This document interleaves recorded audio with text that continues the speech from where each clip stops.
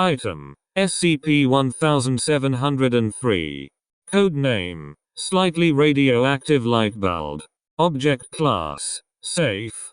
Special containment procedures: SCP-1703 may be kept in a 35 cm x 35 cm x 35 cm fiberglass cube with walls at least 8 mm thick that is padded with a thick layer of black industrial foam on the outside.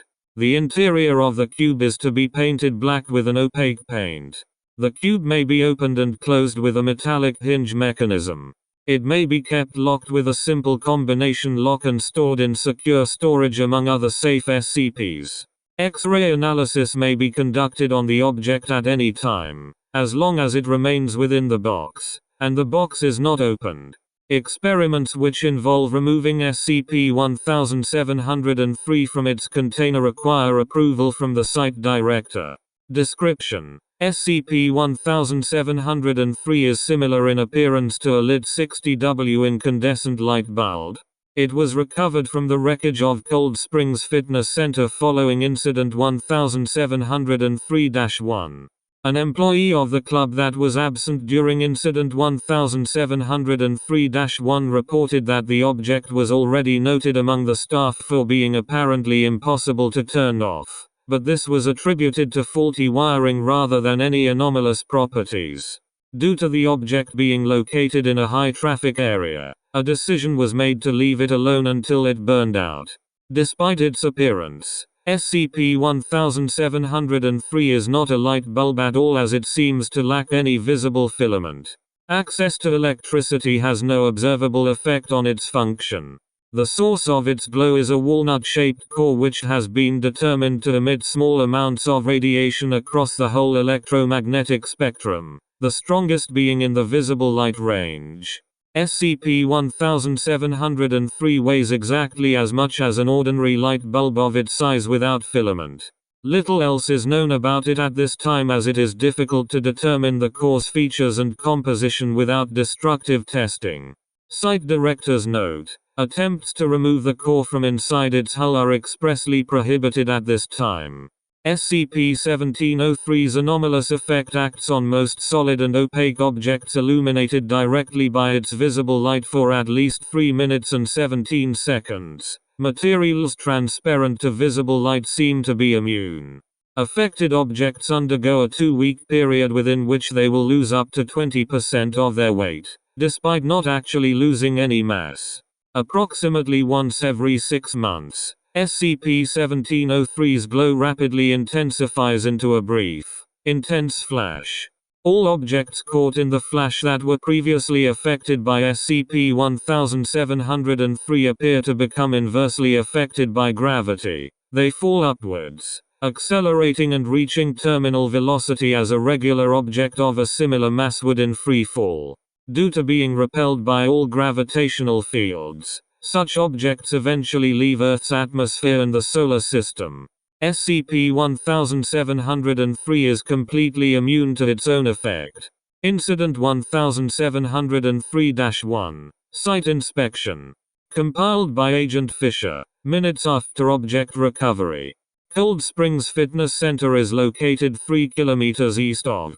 It is approximately 500 meters away from the main road, surrounded by trees. The privacy of the location as well as rumors of unnaturally rapid strength growth contributed to a recent surge in its popularity. Records show that in the last month, the number of active subscriptions had increased by 45%. Initial readings show trace amounts of gamma radiation. The soil appears to be the source. Testing indicates that the air is unusually dust-free compared to surrounding areas.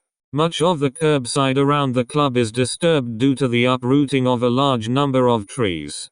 The displaced plants, in various states of destruction, are either lying in the parking lot or floating 20-30 centimeters in the air. Semi-buoyant objects blown away from the incident site by wind have to date been recovered and catalogued as SCP-1703-0001.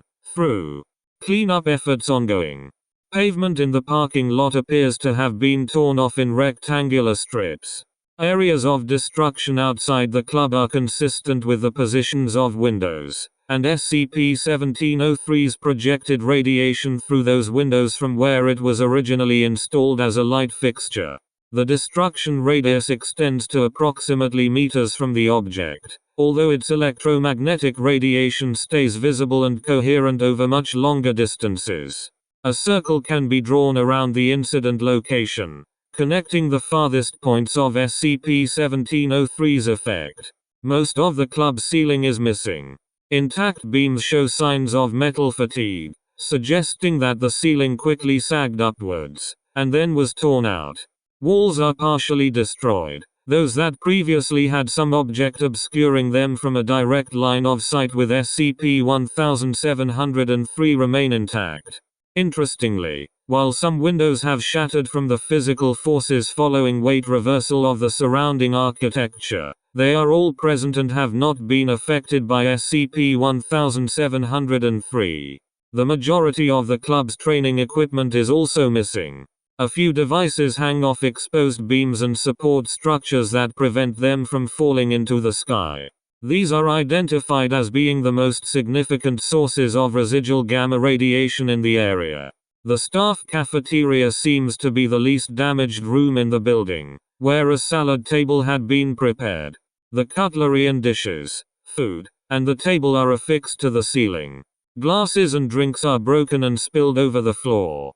All objects on the ceiling emit trace gamma radiation. The front door, made of glass, appears to have been deformed during structural shocks such that it became impossible to open.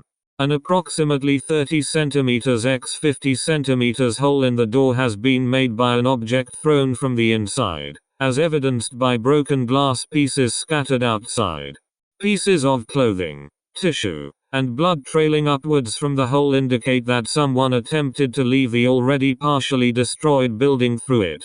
No survivors have been found. Persons were detected in Earth's upper stratosphere gradually accelerating away from the planet, accounting for 86% of the attending club members and staff.